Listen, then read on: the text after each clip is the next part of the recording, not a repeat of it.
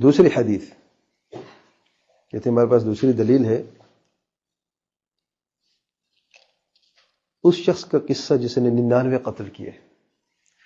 میں حدیث پوری سنا دیتا ہوں. حدیث متفق علیہ سے بخاری مسلم میں. صحیح بخاری کی روایت پہلے پڑھ کے سناتا ہوں، پھر صحیح مسلم کی روایت دیکھیں گے. سیدنا ابی سعید خدری عنہ بیان کرتے ہیں، نبی کریم صلی اللہ علیہ وسلم فرماتے ہیں بنی اسرائیل میں ایک شخص تھا جس نے 99 قتل کیے تھے. پھر وہ باہر نکلا اور لوگوں سے پوچھا. صحیح بخاری کی روایت میں پھر وہ باہر نکلا اور ایک راہب کی طرف، عابد کی طرف گیا اور اس سے سوال کیا کیا میری کوئی توبہ ہے؟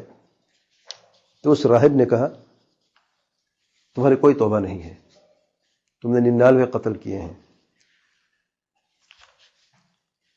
تو اس شخص نے، اس قاتل نے اس راہب کو بھی قتل کر دیا.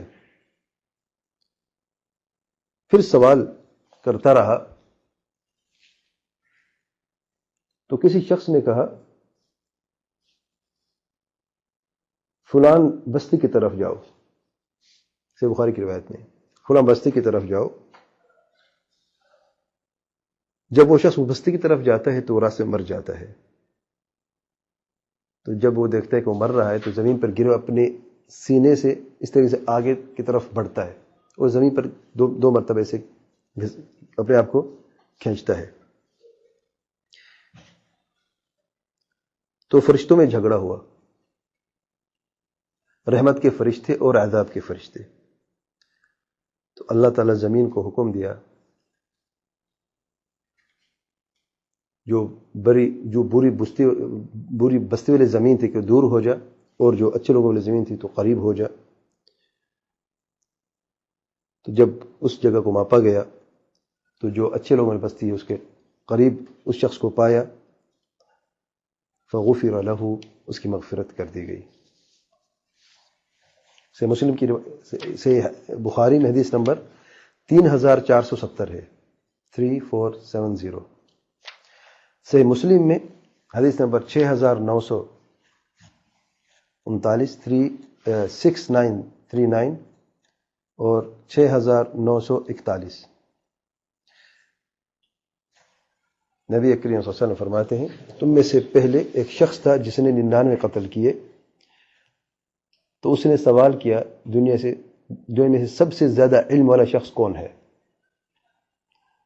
تو اسے کسی نے راہب کی طرف بھیجا. وہ راہب کے پاس گیا، عابد کے پاس، اور اسے خبر دی کہ میں نے 99 قتل کیے ہیں، کیا میری کوئی توبہ ہے؟ تو اس شخص نے کہا جی نہیں، تمہاری کوئی توبہ نہیں. تو اسے قتل کر دیا اور 100 پورا کیا. پھر اس نے دوبارہ سوال کیا اس دنیا میں سب سے زیادہ عالم شخص کون ہے، سب سے زیادہ علم والا کون ہے؟ تو اس کی رہنمائی کی گئی کہ فلان شخص عالم ہے، اس عالم کے پاس جاؤ. چنانچہ اس کے پاس جاتا ہے اور کہتا ہے میں نے 100 قتل کیے ہیں، کیا میری کوئی توبہ ہے؟ تو شخص نے کہا جی ہاں آپ کی توبہ ہے. کوئی چیز بھی تمہارے اور تمہارے رب کے بیچ میں یا تمہارے اور توبہ کے بیچ میں حائل نہیں ہو سکتی. کوئی چیز بھی تمہارے اور توبہ کے بیچ میں حائل نہیں ہو سکتی. لیکن انطلق الى ارض کذا وکذا، جو شاہد ہے جسے وہ دلیل پکڑتے ہیں تبلیغ جماعت والے ساتھی جو ہیں، انطلق الى ارض کذا وکذا، فلان جگہ یا بستی کی طرف تم چلے جاؤ. فإن فيها أناسا، اس بستی میں ایسے لوگ ہیں، يعبدون اللہ تعالی، جو اللہ تعالی کی عبادت کرتے ہیں. فاعبدوا اللہ معهم، اللہ تعالیٰ کی عبادت ان کے ساتھ جا کے کرو. ولا ترجع الى ارضك، اور اپنی زمین، اپنے گھر تک واپس نہ لوٹو. فإنها ارض سوء، کیونکہ یہ برے لوگوں کی زمین ہے. آخر تک یہ شاہد ہے. انطلق الى ارض كذا وكذا. یہ حدیث جو ہے فرماتے ہیں کہ یہ دلیل ہے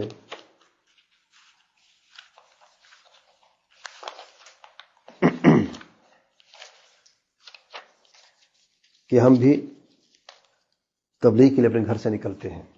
یہ حدیث آپ نے نہیں بلکہ آپ پر حجت ہے. وجوہات نمبر 1، یہ شخص ایک ہے اور آپ لوگ جماعت کی شکل میں نکلتے ہو، پہلا فرق یہ ہے. نمبر 2،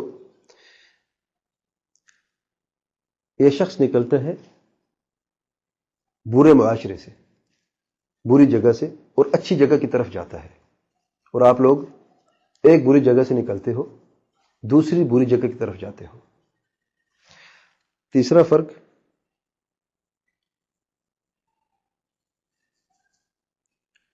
آپ لوگ واپس اپنے گھر کی طرف لوٹتے ہو، اس بری جگہ کی طرف جس سے تم نکلے ہو، لیکن یہ شخص اپنے گھر سے نکلا ہے، اپنے معاشرے سے نکلا ہے، اور یہ عہد کر کے نکلا کہ واپس نہیں جائے گا. کیونکہ اس حدیث میں واضح لفظ ہے وَلَا تَرْجِعْ إِلَىٰ أَرْضِكَ فَإِنَّهَا أَرْضُ سُوءٍ، اس زمین کی طرف واپس نہ لوٹنا. تو یہ حدیث جو ہے اس میں آپ کے لیے کوئی حجت نہیں ہے. اور پھر یہ شخص جو ہے اس نے توبہ کی ہے، راہ راست کو سمجھا ہے،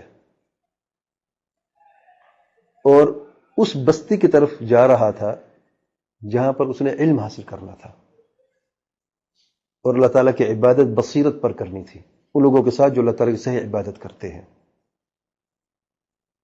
اور آپ خود دیکھیں، آپ لوگ علم حاصل کرنے کے لیے نکلتے ہیں جیسے کہ آپ خود فرماتے ہیں، لیکن کس سے علم حاصل کرنے کے لیے جاتے ہیں؟ آپ لوگ کوئی خاص ادارہ ہے جہاں پر اپنے علم حاصل کرنا ہے؟ آپ لوگ کہتے ہیں کہ ہم ایک بستی سے دوسری بستی کی طرف، ایک شہر سے دوسرے شہر کی طرف، ایک ملک سے دوسرے ملک کی طرف جاتے ہیں اور علم حاصل کرتے ہیں. علم کن لوگوں سے علم حاصل کرتے ہیں؟ عوام سے، جاہلوں سے. وہ آپ کو کیا سکھائیں گے؟ دیکھنا زمین آسمان کا فرق ہے نا. آپ نے حدیث پہ عمل کرنا تو حدیث کو سمجھ کے عمل کریں نا. ہماری یہی گزارش ہے.